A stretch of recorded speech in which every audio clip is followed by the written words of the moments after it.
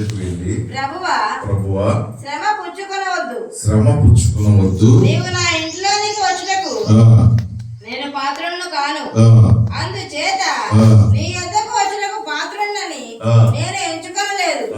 అయితే మాట మాత్రము సెలవిమ్ము, అప్పుడు నా దాసుడు స్వస్థపరచబడును. నేను సహాధికారులకు లోబడిన వాడను, నా చేతి క్రిందను సైనికులు ఉన్నారు. నేను ఒకరి పొమ్మంటే పోవును, ఒకరి రమ్మంటే వచ్చును. నా దాసుని చేయమంటే ఇది చేయనని నేను చెప్పినట్లు ఆయనతో చెప్పుడని వారిని పంపాను. ప్రభువునందు ప్రియమైన దేవుని బిడ్డలారా, ఈ వాక్యం మనం అనేక సార్లు విన్నాం, కానీ ఇది నన్ను కూడా ప్రత్యేకంగా ఒకసారి జ్ఞాపకం చేసుకున్నాం. శతాధిపతి అయిన దాసుడు శాశ్వతంగా ఉన్నప్పుడు యూదులు పెద్దలు వెళ్ళి యేసు ప్రభు దగ్గరికయ్యా, ఆ శతాధిపతి యొక్క దాసుడు సావడానికి సిద్ధంగా ఉన్నాడు, మీరు వచ్చి ఆయనను స్వస్థపరచండి అని చెప్పినప్పుడు యేసు ప్రభువు ఆయనతో చెప్పిన వారితో బయలుదేరి శతాధిపతి ఇంటికి వెళ్తున్న సందర్భంలో మాట్లాడుతున్నమాట. శతాధిపతి పలుకుతున్నాడు, నీవు నా ఇంటిలోనికి రావటకు నేను పాత్రుడును కాదు, నువ్వు మాట మాత్రము సెలవిస్తే కార్యము జరుగుతుంది. తెలిసింది, ఎవరైనా రావాలనుకుంటాం, మన ఇంట్లో ఉండాలనుకుంటాం, మన ఆతిథ్యం స్వీకరించాలనుకుంటాం, కాసేపు మనం పొగడాలనుకుంటాం. అవునా? అంతేగాని రాకుండా ఏంటి జరిగిపోవాలని మనం ఎన్నడూ అనుకోకపోయిన దేవుని బిడ్డ గమనించండి. శతాధిపతి యేసు ప్రభు దగ్గరికి వచ్చిన వాడు కాకపోయినప్పటికీ, శతాధిపతి దేవుణ్ణి వెంబడించిన వాడు కాకపోయినప్పటికీ, శతాధిపతి పలుకుతున్న మాట, నువ్వు మాట మాత్రము సెలవిస్తే హల్లెలూయా, దేవుని యొక్క కార్యము అక్కడ స్పష్టంగా తెలుస్తుంది. అంటే దేవుడు చెయ్యేసి బాగు చేశాడు, మూవేసి బాగు చేశాడు, కానీ ఆయన వస్త్రాలు చెంగి ముట్టుకుని బాగుపడ్డారు. కానీ మాట మాత్రం సెలవిస్తే కార్యం జరుగుతుందన్న విషయం మాత్రం ఈ శతాధిపతి దగ్గర మాత్రమే దేవుడు బయలుపరిచాడు.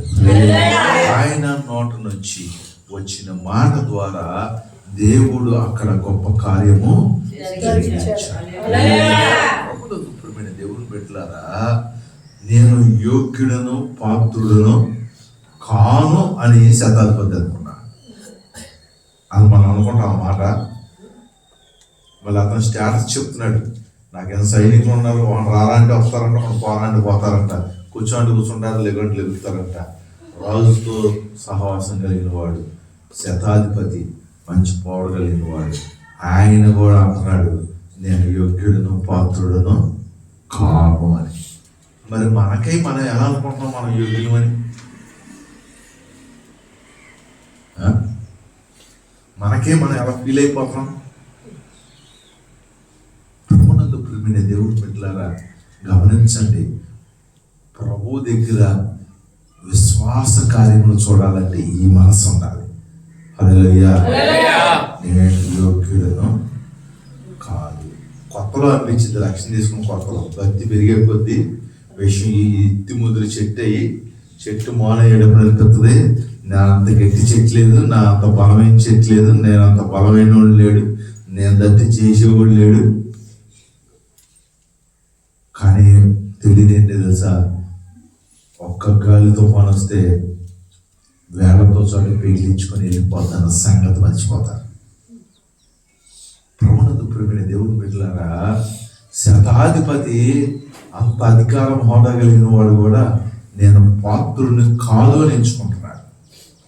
దేవుని శూర కార్యాలు, గొప్ప కార్యాలు మనం చూడాలంటే మనం యోగ్యులము కాదు, పాత్రులము కాదు అన్న సంగతిని ఎప్పుడు మర్చిపోకూడదు.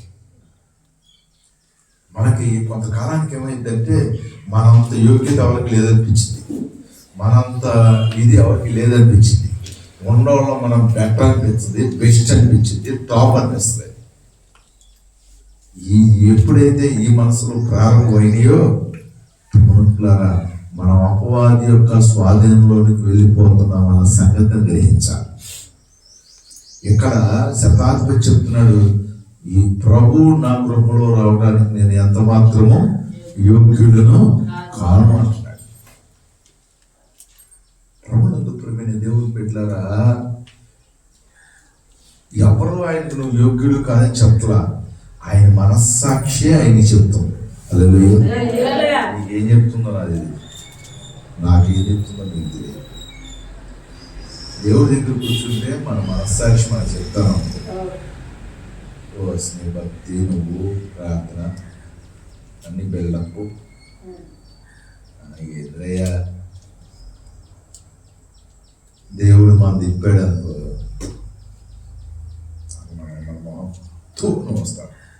నాది నాది అది నీది కదా. ఆయన ఎప్పటింతసేపు మన పరిశుద్ధులే, ఆయన మాట్లాడినంతసేపు మన యోగ్యులే. కానీ ప్రభునంతులరా, తనకు తాను నీతిమంతులుగా మెచ్చుకోకూడదు.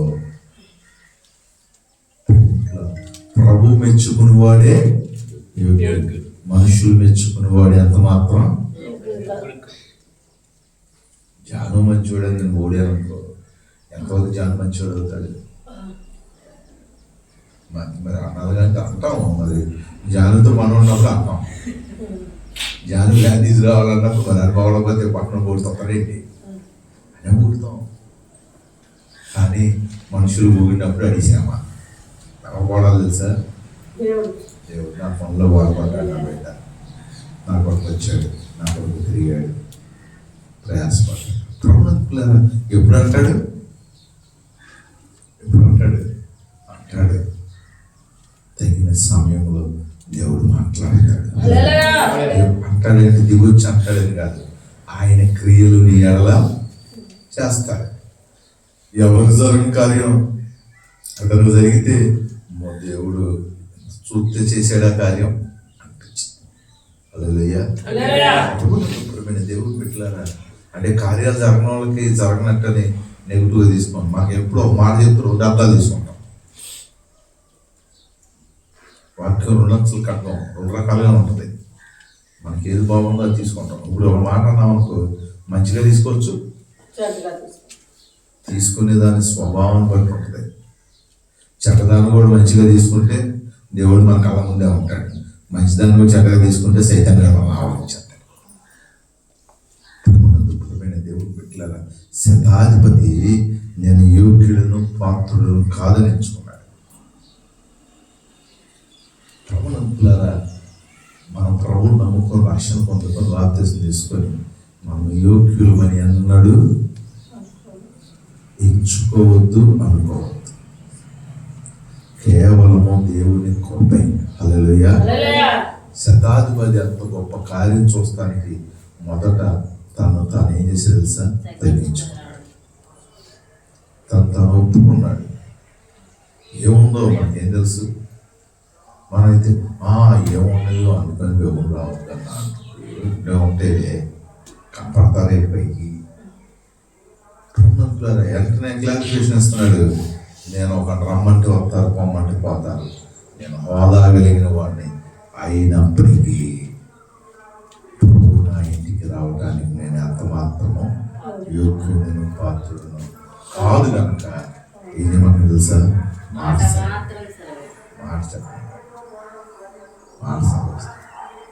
ఎప్పుడన్నా అనుకున్నావా ఆయన నాకు చేయడానికి నేను యోగ్యురాలు కాదు, దయ్యంటే చేస్తాడు లేకపోతే లేదు అనుకోం, అడుగుతాం, సనుగుతాం, దొరుకుతాం.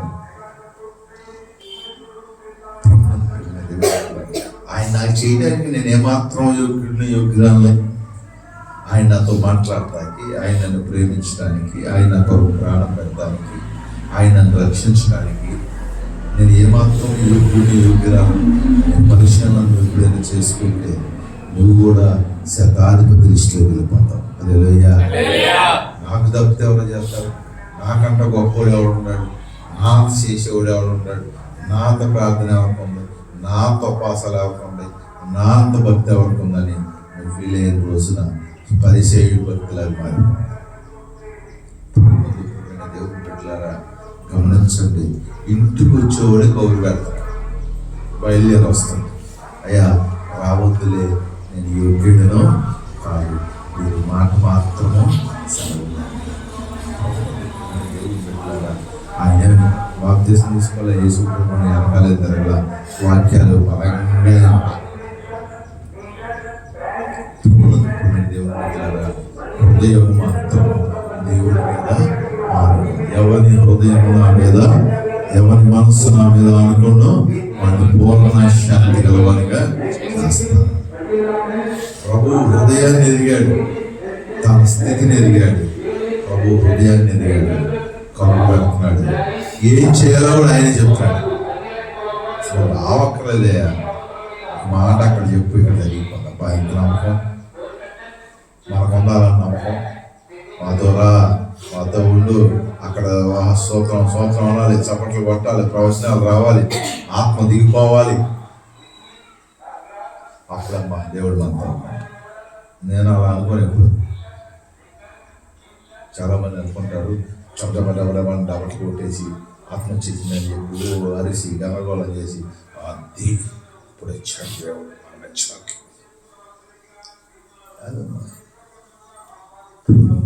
దేవుడు పెట్టారా?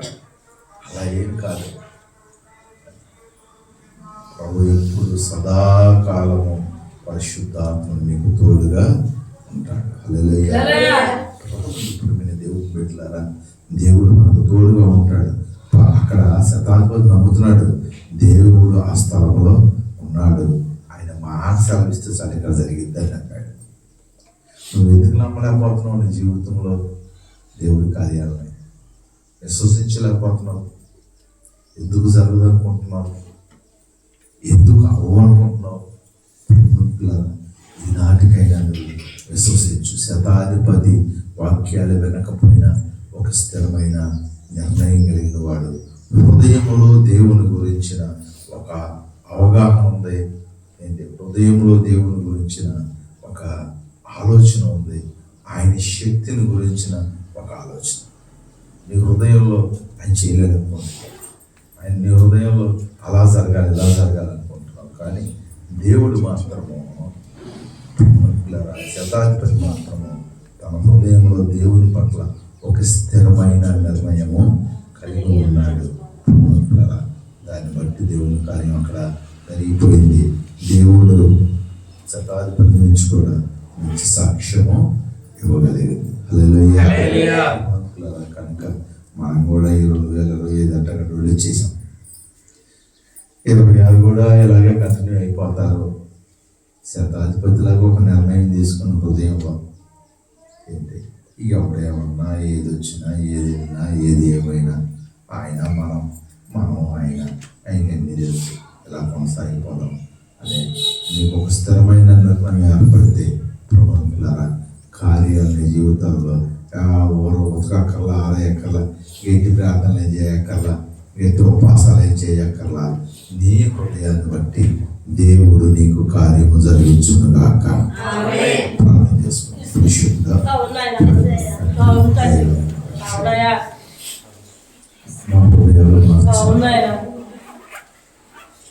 నీ మీద ఆధారపడి నేను విశ్వసించే ఆయన యొక్క పద్ధతులు కూడా మార్చాలి. నువ్వు నేర్పిస్తున్నా దాన్ని బట్టి మేము వినగలిగినట్లు సహాయించు.